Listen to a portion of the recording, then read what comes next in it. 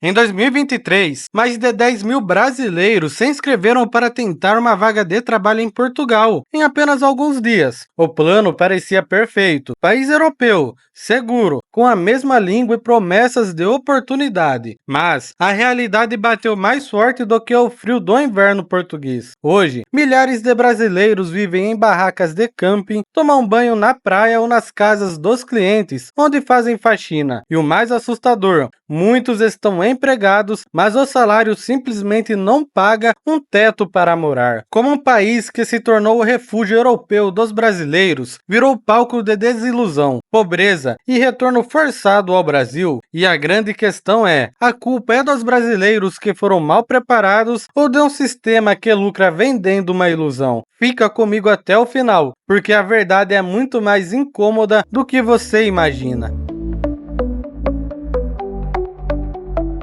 Por que tantos brasileiros decidiram deixar tudo para trás e tentar a sorte em Portugal? A resposta parece simples: qualidade de vida, segurança e estabilidade, em um país onde a violência urbana ainda assombra o dia a dia e a economia vive de solavancos. O cenário português surge como o oásis europeu. Lisboa, Porto, Coimbra, nomes que soam como promessas de um recomeço digno. E tem mais, a facilidade da língua foi para muitos o sinal verde final. Pelo menos o idioma é o mesmo, pensavam. Mas o que não contaram é que o português de Portugal, apesar de familiar, tem suas próprias barreiras culturais, sociais e principalmente econômicas. O marketing do sonho europeu é forte. Vídeos no YouTube, blogs, influenciadores, todos compartilhando rotinas de cafés charmosos, passeios por ruas históricas e a vida leve que parecia ao alcance de qualquer um. Só que por trás dessas imagens escondia-se uma outra história. Uma história que começa a desmoronar no momento em que a mala toca o chão do aeroporto de Lisboa. Porque o que ninguém conta é o preço real para viver aquele sonho europeu. E aqui vai um dado que abre os olhos. Desde 2017, o número de pessoas em situação de rua em Portugal mais que dobrou. Hoje, já são quase de 11 mil sem teto, entre eles, uma parcela crescente é formada por brasileiros. Muitos até conseguiram trabalho, mas não conseguiram um teto. Mas como isso acontece em um país que parecia ser a grande chance de uma vida melhor? Você vai entender como a matemática da sobrevivência em Portugal simplesmente não fecha.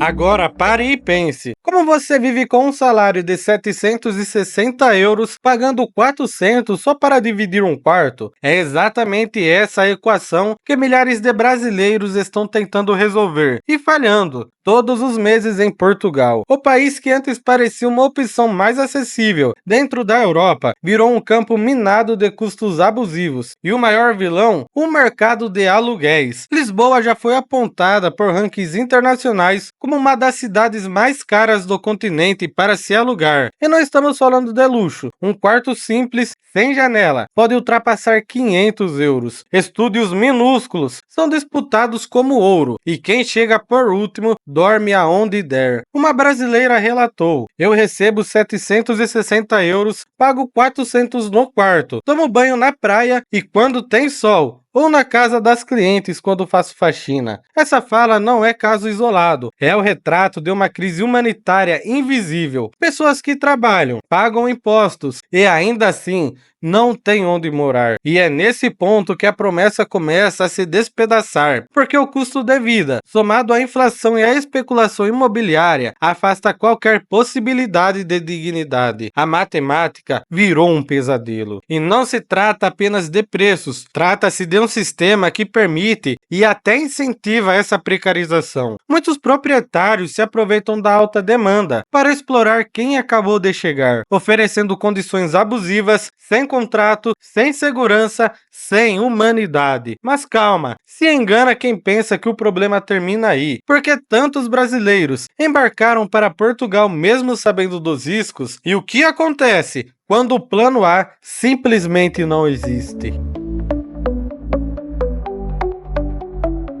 Se já é difícil viver com salário mínimo, imagine chegar em outro país com pouco dinheiro, sem trabalho garantido e acreditando que tudo vai se resolver rápido. Esse é o retrato de muitos brasileiros que foram atraídos pelo chamado dos novos vistos de trabalho. Em novembro, Portugal abriu inscrições para uma nova modalidade de visto. Em questão de dias, quase 10 mil brasileiros se inscreveram, um número que deixou até os diplomatas da embaixada preocupados. Mas aqui está o ponto crucial. Para entrar, o candidato precisa provar que tem como se manter por até 180 dias. Isso significa, no mínimo, R$ 11.000, ou cerca de 2.115 dólares. Parece viável, talvez no papel. Só que na vida real, esse valor não dura 3 meses. Com preços atuais de moradias e alimentação, o resultado, muitos imigrantes acabam vivendo em condições de cortar o coração. Há relato de quartos com 3, 4 pessoas revezando a mesma cama. Um dorme de dia, outro de noite. Isso quando não precisam dormir em carros, barracas ou albergues superlotados. E o mais cruel, grande parte dessas pessoas não foi enganada por Portugal, mas por outras pessoas que vendem esse sonho. Agências de imigração, anúncios sedutores, vídeos nas redes sociais que mostram só o lado bonito da vida europeia. Uma vitrine de mentiras,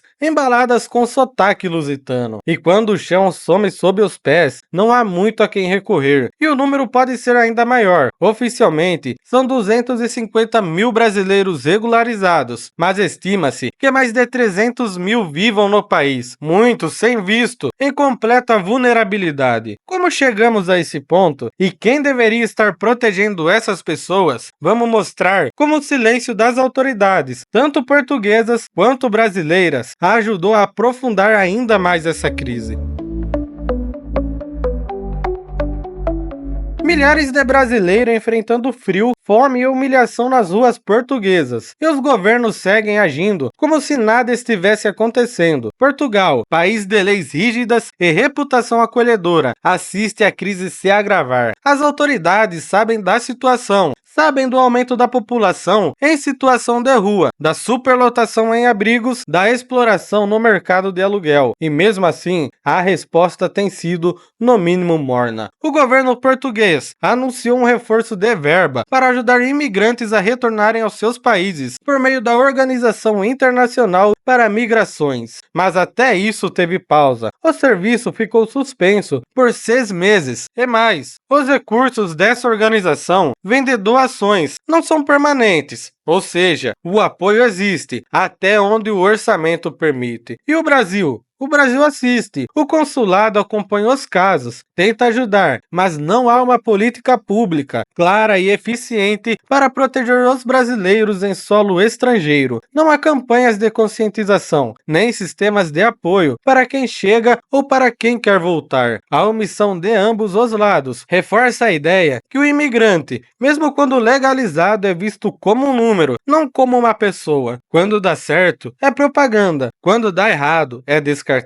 Essa falta de ação institucional transforma o sonho europeu numa armadilha emocional e financeira. E pior, deixa milhares de pessoas presas em um limbo onde nem conseguem seguir nem voltar dignamente. Mas o pior ainda está por vir, porque quando o sonho fracassa, a jornada não termina. Ela volta ao ponto de partida, mas agora com o peso da derrota.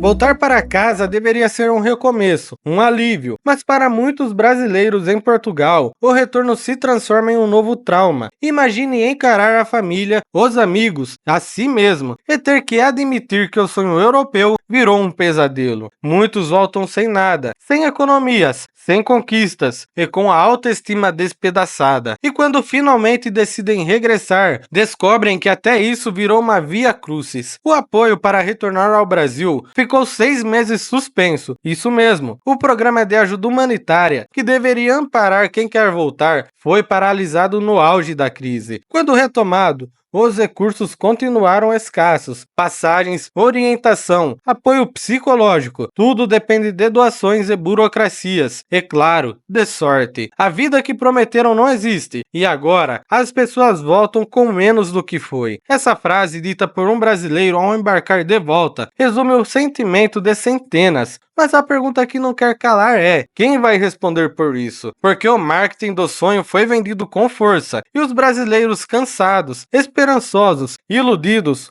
compraram. Mas agora, no retorno, o rastro de frustração é ignorado como se fosse um dado colateral inevitável. Só que não é. Isso é consequência direta da irresponsabilidade, omissão e oportunismo. E mais doloroso, o Brasil que os recebe de volta é o mesmo que eles tentaram desesperadamente deixar para trás.